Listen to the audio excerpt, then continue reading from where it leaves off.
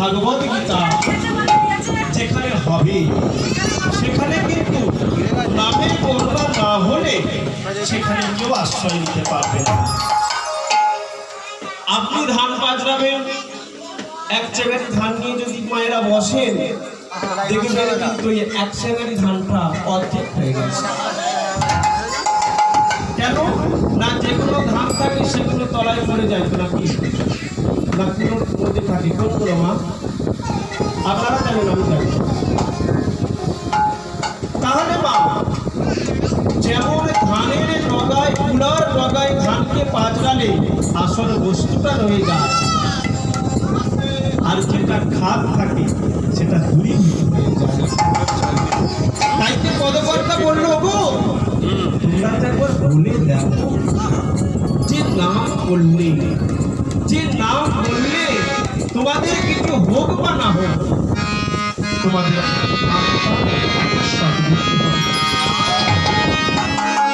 এবার আপনারা যদি আমায় প্রশ্ন করেন যে এত রাত জেগে হরিনাম বলবো কেন, তাই পথ চলিতে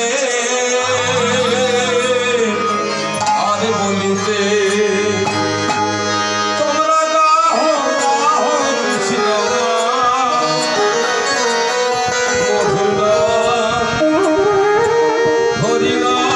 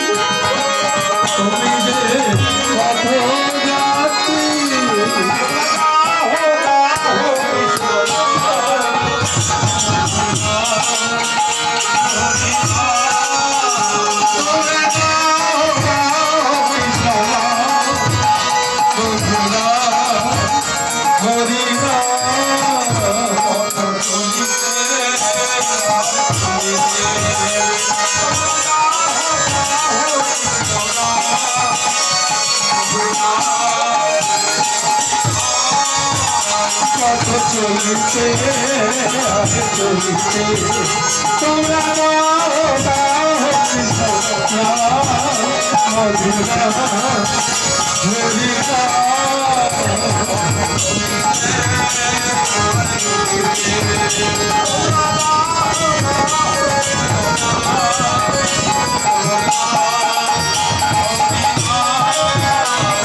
চলিতে আরে বলিতে তোমরা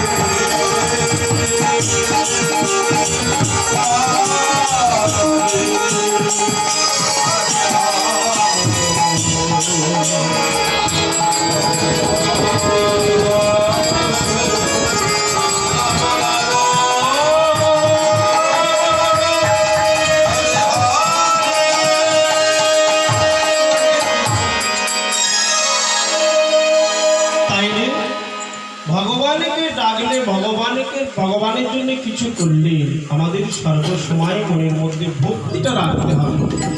যদি আমরা ভক্তি করে তাকে ডাকতে পারি তাহলে ভগবান তো আসবেই আসবে, এতে কোনো সন্দেহ নাই।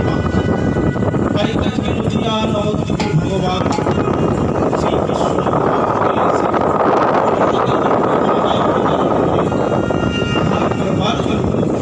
সে বৃন্দাবন হরি ত্যাগ করে সে রাজ বেশ তার সবকিছু খুলে ফেলে দিয়ে আজকে ভিখারিণী হয়ে ভগবান ভক্তের চরণ ধুলাই করা বলে দিচ্ছে। কি হলো, কি কারণ?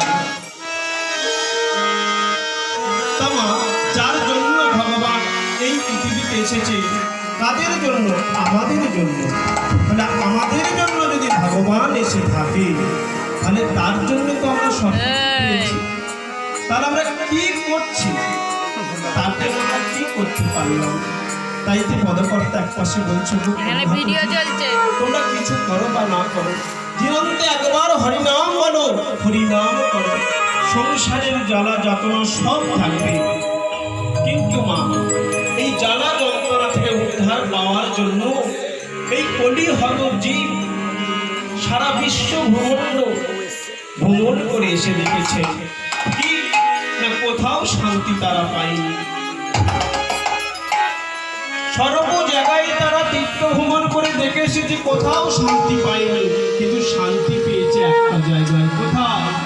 এই কৃষ্ণ নামে। এই কৃষ্ণ নামে দেখেছে, ভাবিয়া দেখিল ওই সারা সংসার আর কৃষ্ণ বিনা আপন জনা কেহ নাই আর। আমি সারা বিশ্ব ব্রহ্মাণ্ড ভ্রমণ করে দেখলাম, কিন্তু কোথায় আমি শান্তি পেলাম না। কিন্তু একটা বস্তুর মধ্যে আমি শান্তি পেলাম, সেটা হচ্ছে এই নামে। এই নামে মা যা আছে বিশ্ব ব্রহ্মাণ্ডে তা আছে তোমাদের নিজ ভাণ্ডে। এগুলো আমরা বিচার করে দেখি না।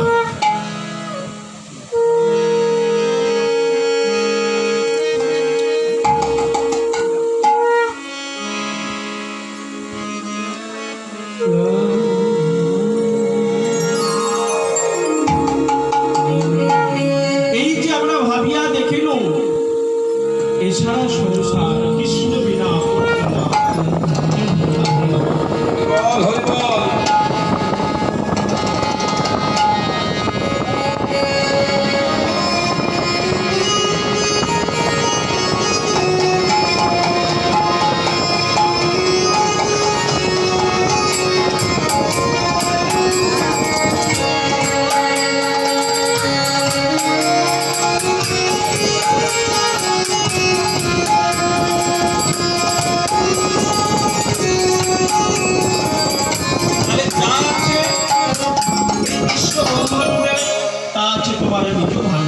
তুমি তোমাকে চেনো, তুমি তোমাকে দেখো, তুমি তোমাকে বোঝো। কেন না এই পৃথিবীতে যে এলে, কে নিয়ে এসেছে, কে নিয়ে যাবে, আর কেন এলে, কিসের জন্য এলে, আর কেন এলে, আর এই অমৃতের জগৎ ছেড়ে কেনই বা চলে যাবে। এটা ভাবিবার বিষয় নয় যে আমি কেন চলে যাব, এখানে কে আমাদের নিয়ে এসেছে আর কে আমাদের নিয়ে যাবে। পদকর্তার পাশে দাঁড়িয়ে বলল, তোমরা সংসার করো, বাচ্চা পেলে মানুষ করো, বাচ্চা পেলে মানুষ করো, কিন্তু দিনান্তে একবার হরি বলে ডাকলে পরে কিছু হোক বা না হোক তোমাদের উদ্ধারের চেষ্টা নিশ্চয়ই হবে। সেই রাস্তাটা পরিষ্কার হবে, ওই রাস্তাটাতে কোনো আর কাঁকড় বালি কাটা কিচ্ছু থাকবে না, পরিষ্কার করে দেবে আমার এই গোবিন্দকে ভজনে করবে বলে গোপীরা নিরালয়ে বসে বসে ভজন করছে। মা গোপী কাদের বলা হয়? আপনারা জানেন গোপী কাদের বলা হয়? না গোপনে যে গোবিন্দ ভজন করে তাদেরকে গোপী বলা হয়। আমরা তো আজকাল ভজন করছি লোককে দেখিয়ে দেখানোর জন্য এই তিলকমালা করছি, রাস্তায় বেরোচ্ছি, মালা জপ করতে করতে যাচ্ছি, এটা তো বলেন। আপনারা ভাগবতে দেখবেন, চরিতামৃতে দেখবেন, তাতে লেখা আছে গোপীরা যে গোবিন্দকে পাবার জন্য ভজন করেছে, তারা কিন্তু নির্জনে নিরপেক্ষে বসে ভজন করেছে। কিন্তু আমরা তো যে ভজন করছি সেটা তো ভগবানের ভজন হচ্ছে কিনা আমি বলতে পারবো না, কেন আমি বুঝতে পারছি। অতএব ভগবানকে যদি কেউ পাবার আশায় ডাকে, ভগবানকে যদি কেউ ভালোবাসে, ভগবান তার মাথায় বিরহের বোঝা তুলে দিতে ভালোবাসে। দেখি আমার ভক্ত ওই বিরহের বোঝা নিয়ে সোজা হয়ে আমার চরণ তল পর্যন্ত আসতে পারে কিনা। যদি কোনো ভক্ত আমার চরণ তল পর্যন্ত ওই মস্তকের বিরহের বোঝা নিয়ে আসতে পারে, তাহলে তার আর আমার চরণের দাস হওয়া লাগে না, আমি তার চরণের জন্ম জন্ম দাস হয়ে থাকি। আমি তার চরণে দাস হয়ে থাকি। কেউ যদি আমার জন্য এক পা আসে, আমি তার জন্য 10 পা যাই। কেউ যদি আমাকে এতটুকু দেয়, আমি তাকে এতটা দিই। আমার গোবিন্দ বলল, কেউ যদি আমাকে একটা আঙুল দেয়, আমি তাকে একটা বড় বিদায়।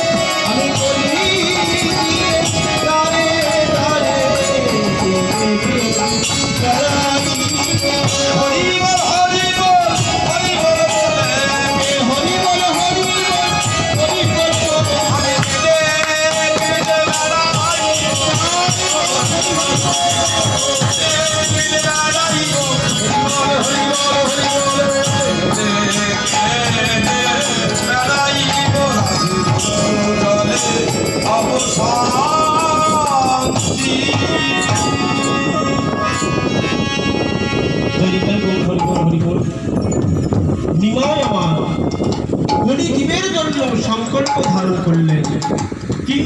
না যে নাম ধারণ করলেন নিশি জাগরণী কীর্তন।